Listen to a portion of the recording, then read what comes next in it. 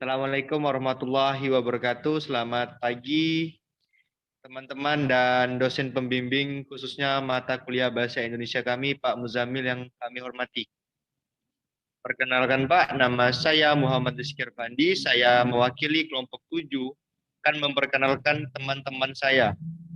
Yang pertama adalah ada Dewi Asih Pertiwi, ada saya Muhammad Rizky Irfandi, ada Ricky Setiawan, ada Seli Safitri, dan ada Syahrul, Pak. Kelompok 7 di sini akan membahas tentang teks akademik. Untuk selanjutnya saya kembalikan kepada Ricky Setiawan. Silakan. Terima kasih untuk Muhammad Rizky Arfandi. Selanjutnya saya akan membacakan dulu pertanyaan-pertanyaan dari soal yang dikasih oleh Bapak, yaitu adalah nomor 1, kapan Anda mulai mengenal istilah genre? Lalu, apakah perbedaan antara genre mikro dan genre makro? Nomor 2, Anda tumbuh di lingkungan budaya akademik. Dapatkah Anda menjelaskan pengertian teks akademik? Nomor 3, jelaskan perbedaan antara teks akademik dan teks non-akademik dengan menunjukkan ciri-ciri yang ada. Nomor 4, siapa yang dituntut untuk menghasilkan teks akademik dan siapa saja yang memanfaatkan teks akademik. Nomor 5, mengapa Anda membutuhkan teks akademik? Dalam hal apa Anda membutuhkan teks akademik? Oke, untuk pertanyaan pertama, selanjutnya akan dibacakan oleh teman saya, itu Dewi Asih Pertiwi. Baik, untuk pertanyaan nomor 1, kapan Anda mulai mengenal istilah genre? Apa perbedaan antara genre makro dan genre mikro? Saya mulai mengenal istilah genre ketika saya masih kecil. Ketika itu, saya menginterpretasikan genre sebagai aliran musik seperti pop, hip-hop, rock, dan aliran musik lainnya.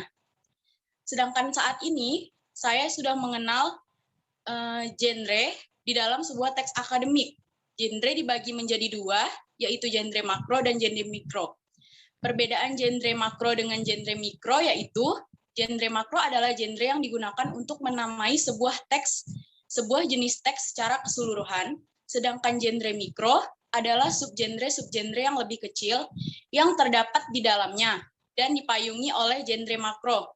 Jadi secara garis besar, genre makro itu mencakup semua teks secara keseluruhan, sedangkan genre mikro hanya berdiri sendiri atau tunggal dan lebih mendetail dalam penjelasan teks. Oke, terima kasih Dewi Asih Pertiwi. Sebentar. Selanjutnya, untuk soal nomor 2 akan dibacakan oleh teman saya yang bernama Syahrul. Oke, silakan. Baik, saya akan menjawab pertanyaan yang kedua. Anda tumbuh di lingkungan budaya akademik. Dapatkah Anda menjelaskan pengertian teks akademik? Baik, teks akademik adalah sebuah teks sederhana, padat, objektif, dan logis yang didasari oleh hasil pengamatan, peninjauan, penelitian di bidang tertentu, disusun dengan metode tertentu dengan sistematika penulisannya yang menggunakan bahasa baku serta isi teks yang dapat dipertanggungjawabkan kebenarannya.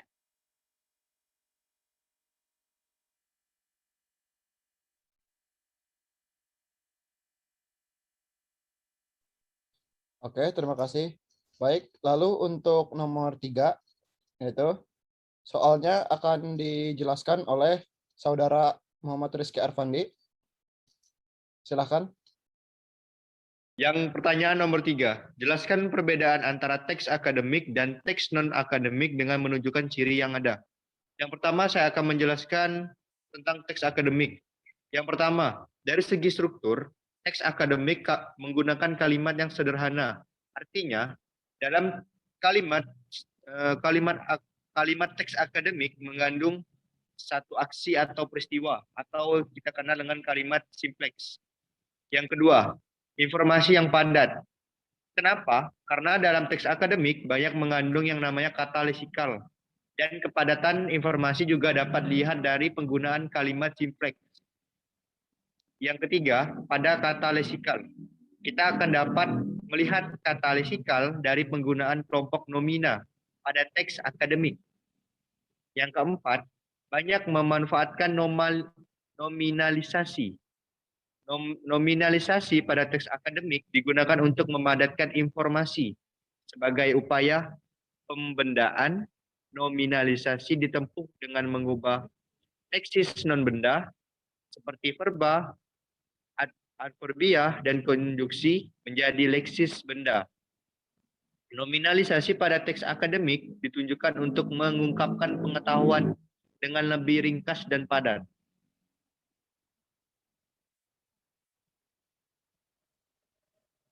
Oke. Yang kelima, banyak memanfaatkan metafora gramatika melalui ungkapan inkongruen. Metafora gramatika adalah pergeseran dari satu jenis leksis ke jenis leksis lainnya, atau dari tatanan gramatika yang lebih tinggi ke tatanan gramatika yang lebih rendah. Metafora gramatika terjadi pada ungkapan yang inkongruen, sebagai kebalikan dari ungkapan yang kongruen. Realisasi secara kongruen adalah realisasi yang sewajar-wajarnya sesuai dengan realitas. Yang keenam, banyak memanfaatkan istilah teknis, yang dimana istilah teknis merupakan penamaan kepada sesuatu dengan menggunakan nomina yang antara lain dibangun melalui proses nominalisasi. Istilah teknis merupakan bagian yang esensial pada teks akademik karena istilah teknis digunakan sesuai dengan tuntunan bidang ilmu, tataran keilmuan, dan latar atau setting pokok persoalan yang disajikan di dalamnya. Terkait dengan bidang ilmu, tempat istilah teknis digunakan, istilah yang sama mungkin mengandung makna yang berbeda apabila istilah itu digunakan pada bidang ilmu yang berbeda. Yang ketujuh, bersifat taksonomik dan abstrak, yang dimana taksonomi adalah pemetaan pokok persoalan melalui klasifikasi terhadap sesuatu. Masalah taksonomi pada teks akademik dibahas dalam konteks perpindahan dari deskripsi ke klasifikasi. Teks akademik dinyatakan abstrak karena pokok persoalan yang dibicarakan seringkali merupakan hasil formulasi dari pengalaman nyata menjadi teori.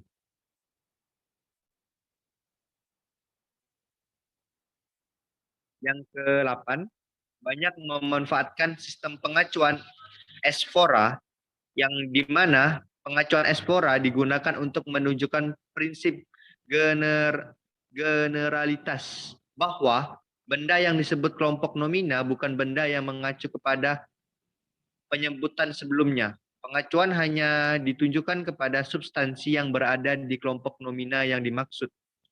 Benda-benda yang memenuhi konsep generalitas ialah benda-benda yang sudah diabstrakkan untuk menyatakan generalisasi, bukan benda-benda yang secara eksperiensial berada di sekitar manusia.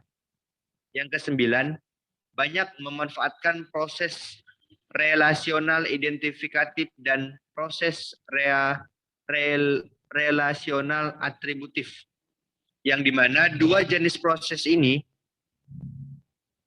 berbeda. Untuk proses relasional identifikatif dan proses relasional atributif itu sangat berbeda, karena untuk identifikatif adalah alat yang baik untuk membuat definisi atau identifikasi terhadap sesuatu, sedangkan atributif adalah alat yang digunakan untuk membuat deskripsi dengan menampilkan sifat, ciri, atau keadaan benda yang dideskripsikan tersebut. Yang ke-10, bersifat monologis dan banyak mendayagunakan kalimat indikatif sampai deklaratif. Sifat monologis dalam teks mengandung arti memberikan informasi kepada pembaca dalam satu arah. Informasi yang diberikan oleh penulis berkenaan dengan pokok persoalan yang dibahas. Sebagai penyedia informasi, penulis tidak menunjukkan posisi yang lebih tinggi dari pembaca. Meskipun kalimat indikatif sampai interrogatif masih ditemukan dalam jumlah yang relatif kecil, kalimat tersebut berfungsi sebagai proposisi sebagai proposisi meminta, dijadikan sebagai pembatas atau alat yang digunakan untuk mengambil porsi dalam mengajukan pendapat terhadap pokok teks yang dibicarakan.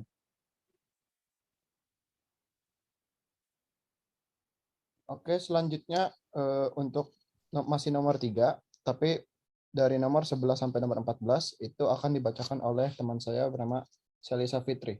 Oke, silakan. Oke, yang selanjutnya nomor 11. Nomor 11, memanfaatkan bentuk pasif untuk menekankan pokok persoalan, bukan pelaku. Dan akibatnya, tes akademik menjadi objektif, bukan subjektif. Penggunaan bentuk pasif dimaksudkan untuk menghilangkan pelaku manusia, sehingga unsur kalimat yang berperan sebagai subjek dijadikan pokok persoalan yang dibahas. Teks akademik menunjukkan ciri keilmiahan melalui bentuk pasif, terutama untuk proses material, mental, verbal, dan perilaku. 12. Seharusnya tidak mengandung kalimat minor.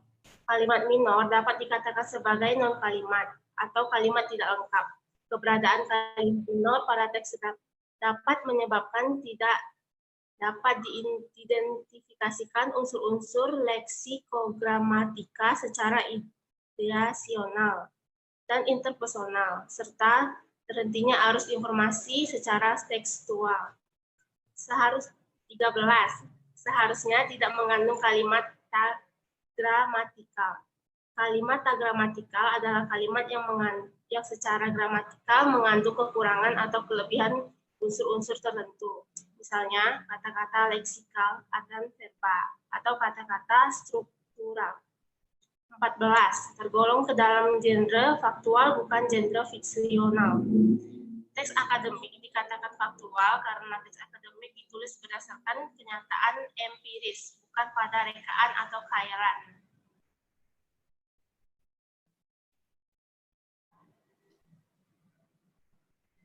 Berikut kebalikan dari ciri-ciri teks akademik, yaitu ciri-ciri teks non-akademik. 1. Rumit dalam struktur kalimat. 2. Cenderung tidak padat informasi. 3. Padat akan kata-kata struktural. 4. Cenderung sedikit memanfaatkan nominalisasi. 5. Cenderung sedikit memanfaatkan metafora gramatika, dan karenanya tidak banyak mengandung ungkapan yang inkongruen. 6. Cenderung sedikit memanfaatkan istilah teknis. 7. Lebih konkret dan cenderung tidak bersifat taksonomik. 8. Tidak menunjukkan pengacuan estafora sebagai ciri penting. 9. Tidak menonjol pada salah satu jenis proses. 10. Bersifat dialogis, dan untuk itu mendayagunakan jenis kalimat yang lebih bervariasi. 11. Memberikan tekanan pada pelaku dalam peristiwa dialog, sehingga pelaku peristiwa yang lebih penting tersebut menimbulkan sifat subjektif. 12. Sering mengandung kalimat minor. 13.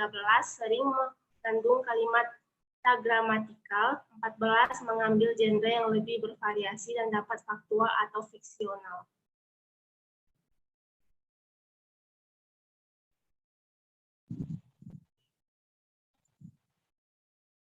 Hal berikutnya, nomor 4, siapa yang dituntut untuk menghasilkan teks akademik dan siapa saja yang memanfaatkan teks akademik.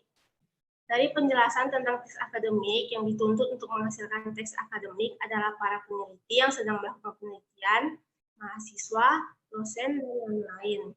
Sedangkan yang menggunakan teks akademik adalah masyarakat umum. Semua orang dapat menggunakan teks ini karena sifatnya umum, tetapi yang lebih sering menggunakan teks akademik adalah pelajar dan mahasiswa.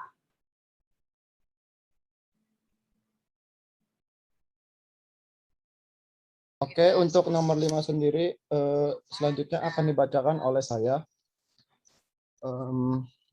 Nomor 5, mengapa Anda membutuhkan teks akademik dan dalam hal apa Anda membutuhkan teks akademik? Tentunya, sebagai insan akademik yang berada di lingkungan akademik, kita itu dituntut untuk membuat teks akademik karena itu merupakan salah satu syarat untuk menyelesaikan perguruan tinggi.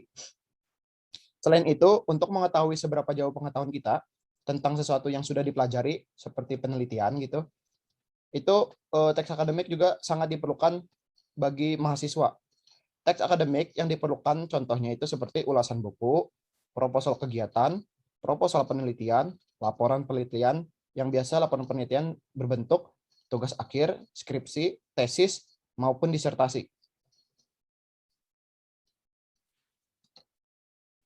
Oke, kemudian itu saja sekian dari kelompok kami. Mohon maaf untuk bila ada salah kata dan kata-kata yang tidak berkenan di hati. Terima kasih dari kelompok 7. Terima kasih atas perhatiannya dan saya ucapkan Wassalamualaikum warahmatullahi wabarakatuh.